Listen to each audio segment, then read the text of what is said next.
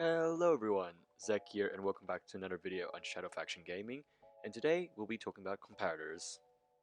So first of all, a comparator is crafted with 3 stone like this, 3 redstone torches, and a nether quartz, and you get 1 comparator, so you will need to go to nether to make this item.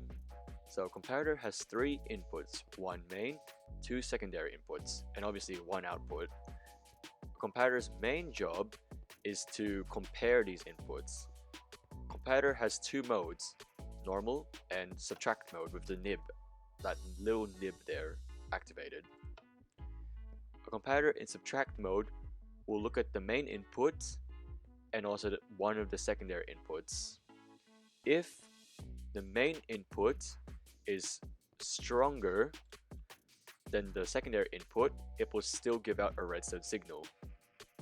If the main input is weaker than the secondary input, it will not give out a signal. But if the signal strengths of the main and secondary input are equal, it will still give out a signal. I can't speak English, sorry. Now for this setup over here, this is just purely to demonstrate how the subtract mode works, so when this little nib is activated. So basically, in subtract mode, a comparator takes the main input at the back and subtracts it with one of the secondary inputs, the highest value secondary input. And when I'm talking about values, I'm talking about redstone signal strength. So let's give an example. If we have a redstone signal strength of 10, and we give it a secondary input of 5, you will see that this comparator outputs a signal of 5 because 10 minus 5 is 5. If we use another comparison, if we have a signal strength of 4 and a secondary input of 3, you will see we only get a signal strength of just 1 because 4 minus 3 is 1. Moving back to this comparator here, a comparator will always output the same strength as its input.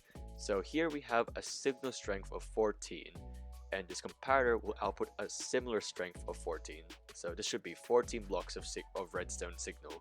1, 2, 3, 4, 5, 6, 7, 8, 9, 10, 11, 12, 13, and 14. And after that, nothing else works because this only gives a signal strength of 14 into the comparator. A comparator can also take an input from any of these items here.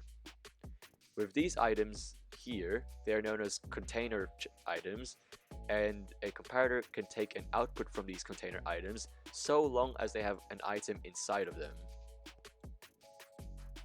With these items though, these are not known as container items, but they are items where a comparator can take an output. So a cake's output strength is determined by how many slices you've eaten. A cauldron's output strength depends on how much water there is. Similarly with a composter, it depends on how much compost there is in there. Command block, I honestly do not know. An end portal frame has an output if there's an eye of ender inside the portal frame. A item frame is dependent on the position of the item in the item frame. A jukebox is dependent on the type of music disc, but regardless of what music disc, it will always output a signal as long as it has a music disc in it. A lectern will have an output depending on the page number.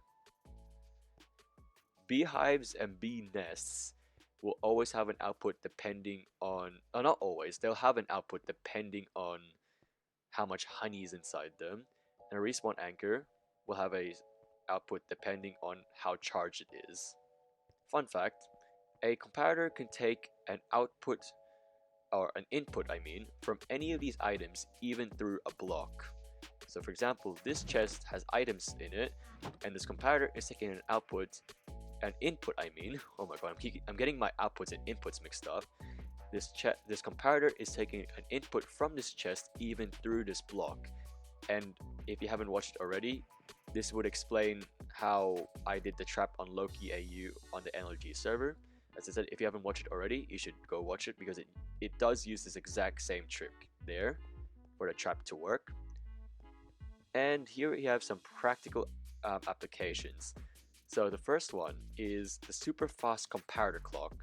And if you activate this, as you can see, it is shooting out arrows at a pretty fast rate.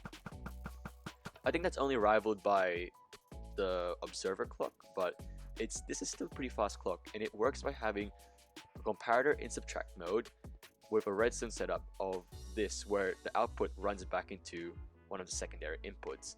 And the reason this works is, so what happens is you have an output of let's say this is an output of 15. So output of 15, then it goes over here, 14, 13. And since it's in subtract mode, what will happen is it'll do 15 minus 13, which gives you a signal strength of 2, which means what happens here is this is now signal strength of 2, 1, and then 0. And then that means this goes back to full strength. And oh my god, it's sunset. Fixed it. But yes, as I was saying, and then that process just keeps repeating over and over again, resulting in a really fast clock, redstone clock. Over here we have what is known as a pulse extender, and what it does is it extends pulses, as it says in the tin.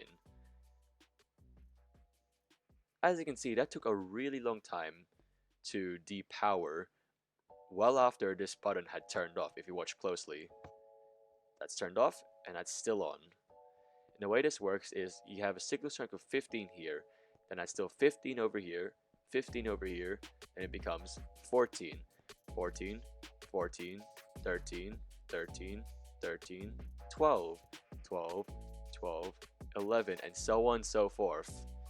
I probably messed up my counting there, but you get the drill. That's how this thing works.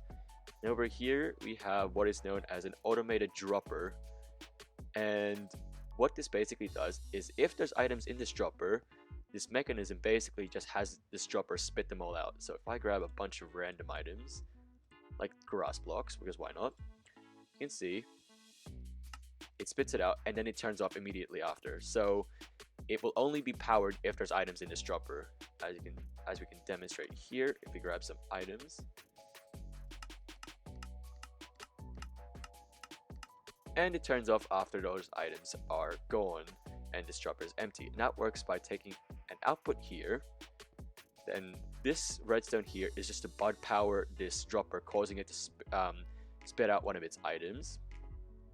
This redstone here powers this repeater, which then brings the signal back up to full strength, which means this secondary input is stronger than this main input, which means this comparator in regular mode turns off, turning this off, meaning there's a signal strength of 0 coming in from the secondary input, turning this comparator back on, and the cycle repeats itself until there's no more items in the dropper. But yeah, I think that is all for today, guys.